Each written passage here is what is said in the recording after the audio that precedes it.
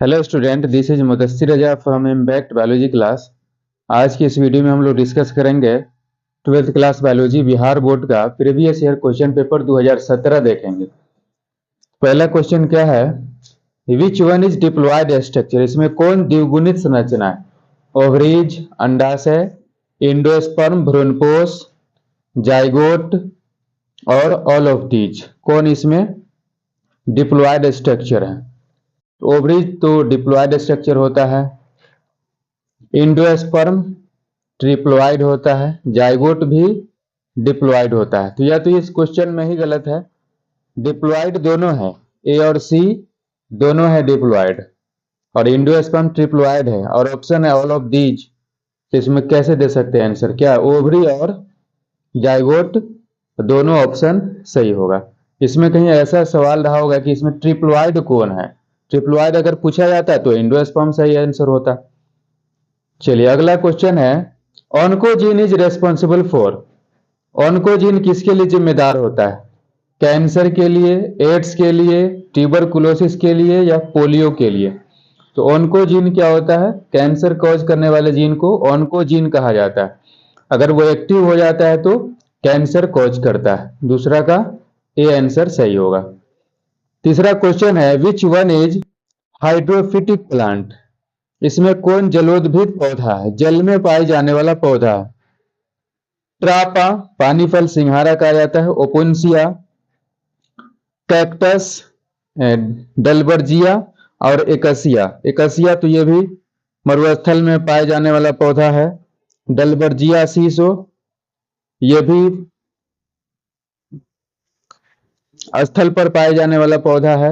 Opuntia ये भी मरुस्थल रेगिस्तान में पाया जाने वाला पौधा है। तो हाइड्रोफिटिक प्लांट क्या है? ट्रापा, पानी फल सिंघाड़ा जो है ये सही आंसर हो जाएगा।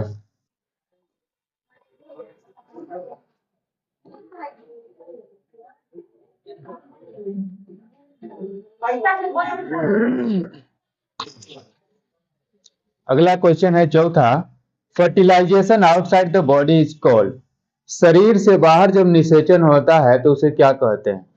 इन vitro fertilization, in vivo, both और नन ऑफ दीज। तो जब शरीर के बाहर निषेचन होता है शुक्राणु अंडाणु का तो इसे कहा जाता है इन विट्रो फर्टिलाइजेशन कहा जाता है, और जब शरीर के अंदर होता है तो उसे इन विवो फर्टिलाइजेशन कहा जाता है। अगला क्वेश्चन है पांचवा, world environment day is celebrated on, विश्व पर्यावरण दिवस कब मनाया जाता है?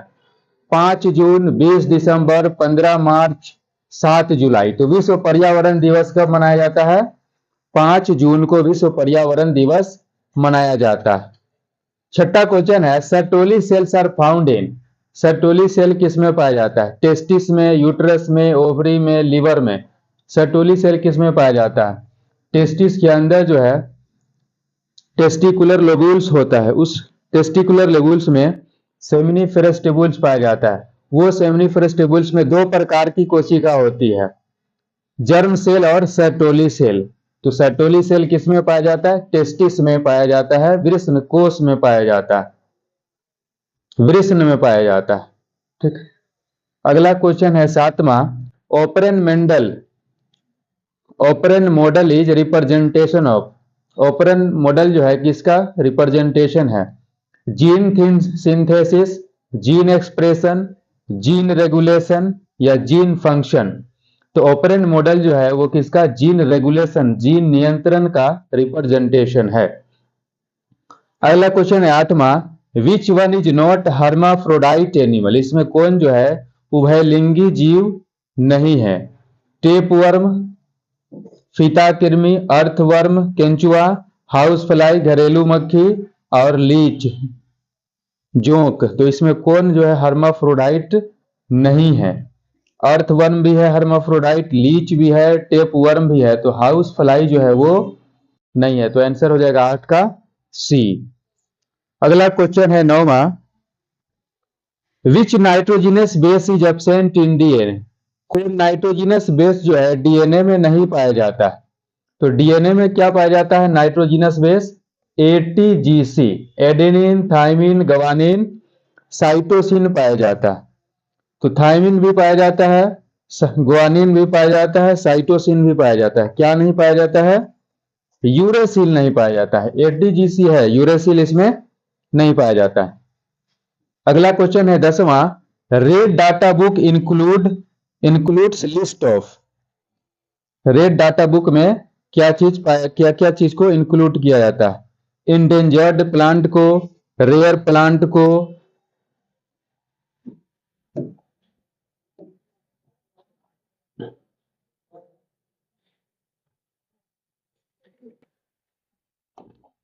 थ्रेटेंड एनिमल्स को, ऑल ऑफ दिस। तो रेड डाटा बुक जो है एक खास प्रकार का लिस्ट है, एक रजिस्टर है जिसमें rare plant animal, endangered plant animal, threatened animals, इन सभी के बारे में सूचना रहता है। तो इसका सही ऑप्शन हो जाएगा ऑल ऑफ दीज। 11वां क्वेश्चन है, thalamus is edible part of. Thalamus जो है पुष्पासन किसका भाग, खाने वाला भाग है? एनोना का, शरीफा, एप्पल, सेब का, ऑरेंज, संतरा का। तो ऑरेंज में तो जूसी प्लासेंटल हेयर खाया जाता है। एनोना में एरिल और फ्लेसी पार्ट खाया जाता है। तो सही आंसर क्या होगा? एप्पल। थैलेमस किसका खाने वाला भाग है? एप्पल का खाने वाला भाग है। अगला क्वेश्चन है 12, DNA is genetic material of. DNA किसका आनुवांशिक पदार्थ है?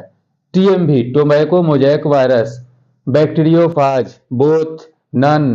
तो डीएनए जो इसमें जेनेटिक मटेरियल किसका है? बैक्टीरियोफाज का। टोबैको मोजैक वायरस का आरएनए होता है। तो क्या हो जाएगा आंसर? बैक्टीरियोफाज।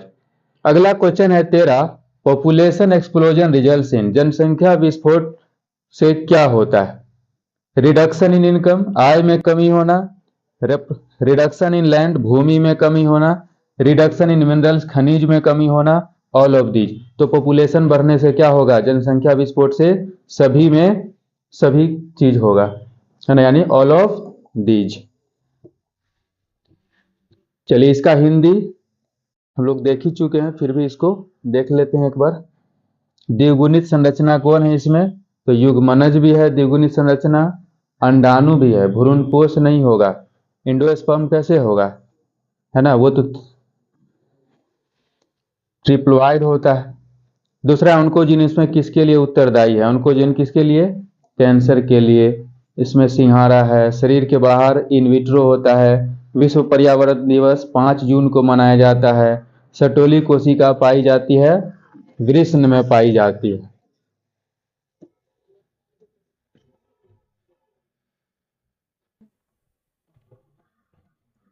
सातवां क्वेश्चन, ऑपरेंट मॉडल किसको दर्शाता है? जीन रेगुलेशन को दर्शाता है। कौन उभयलिंगी नहीं है? तो कौन उभयलिंगी नहीं है? घरेलू मधुमक्खी जो है वो उभयलिंगी नहीं है। डीएनए में कौन सा बेस नहीं पाया जाता है? तो यूरासिल नहीं पाया जाता है। रेड डाटा बुक में क्या शामिल होता है? सभी शामिल होता है। डीएनए में किसका आनुवांशिक पदार्थ है? तो बैक्टीरियोफेज का आनुवांशिक पदार्थ है। जनसंख्या अधिक होने से क्या होता है? तो इनमें सभी कारण हो सकता है। चलिए, एक्रोसोम किसका भाग है? चलिए हिंदी वाला पहले इंग्लिश वाला देख लेते हैं।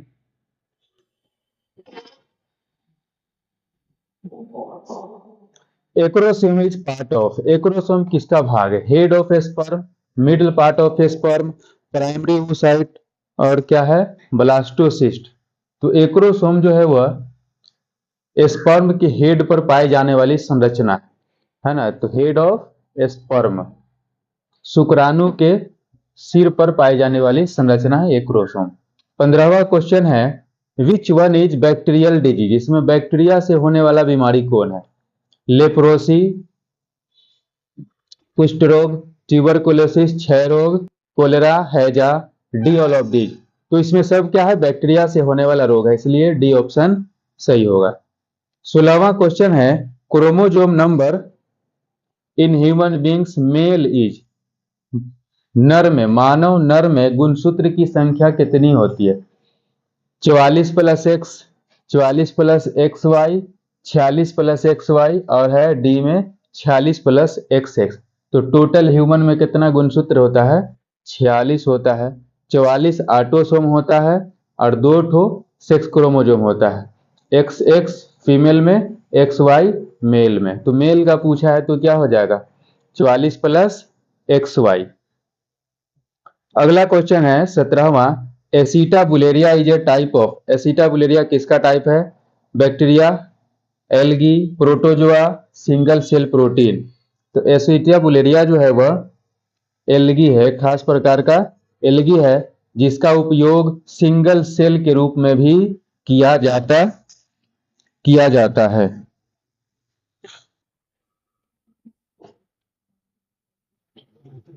अगला क्वेश्चन है 18वां, cleistogamous flowers are always, cleistogamous flower कैसा होता है? Self pollinated, cross pollinated, both, D है नन ऑफ दीज।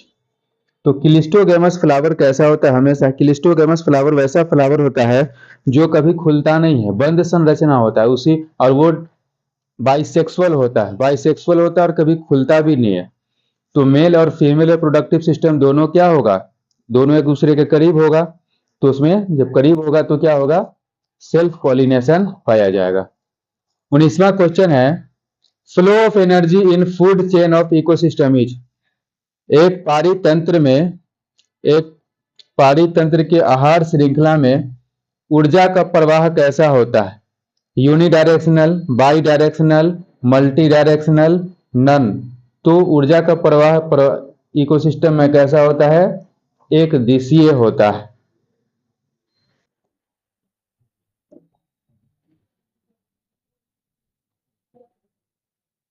अगला क्वेश्चन है 20, which blood group is called universal donor, किस रक्त समूह को सर्वात्रिक दाता कहा जाता है? बी, ए बी, ओ। तो ओ बी, ओ को जो है यूनिवर्सल डोनर कहा जाता है क्योंकि यह सभी रक्त वाले व्यक्ति को खून दे सकता है ना, और ए बी जो है सभी से ले सकता है। तो सर्वात्रिक दाता कहेंगे, ब्लड ग्रुप ओ वाले को दाता कहा जाता है। अगला क्वेश्चन है, which one is phenotypic ratio of monohybrid cross, एक संकर क्रॉस का फिनोटिपिक अनुपात क्या है?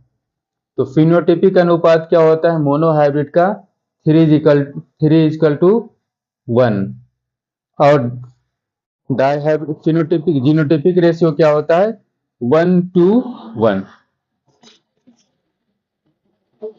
अगला क्वेश्चन है, rhino sanctuary is located in which state, rhino sanctuary. तो राइनो सेंचुरी असम में पाया जाता है ना। राइनो सेंचुरी किसमें? अभयारण्य कहाँ पाया जाता है? असम में पाया जाता है। 23 है, formation of messenger RNA from DNA is called, DNA से एमआरएनए के बनने की प्रक्रिया को क्या कहा जाता है? ट्रांसक्रिप्शन कहा जाता है। 24वां क्वेश्चन है, the safe noise level fixed by WHO is, world health organization WHO के द्वारा जो है मनुष्य के लिए सेफ नॉइज लेवल क्या निर्धारित किया गया है? तो 20 से 30 डेसिबल जो है निर्धारित किया गया। अगला क्वेश्चन है, malaria is caused by, malaria किसके द्वारा होता है? Male Culex, female Anopheles, female Aedes, male Anopheles. तो मलेरिया किसके द्वारा होता है? फीमेल एनोफिलीज मस्क्यूटो के द्वारा होता है।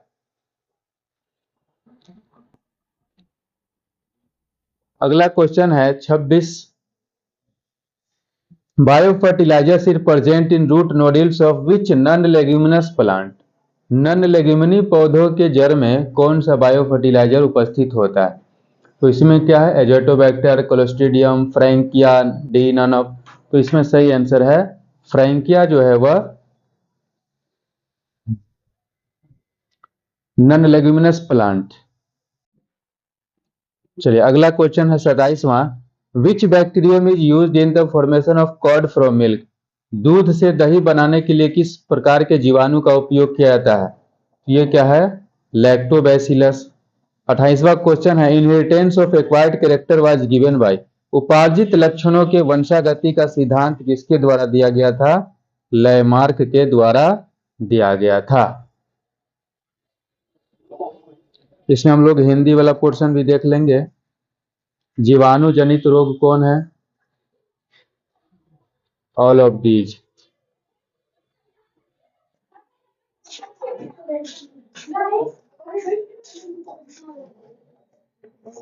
अनुन्मिल्य परागन वाले पौधे निश्चित में से क्या होते हैं?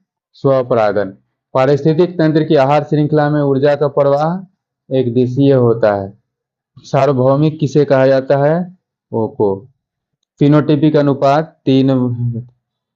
गेंडा अभयारण्य असम में पाया जाता है।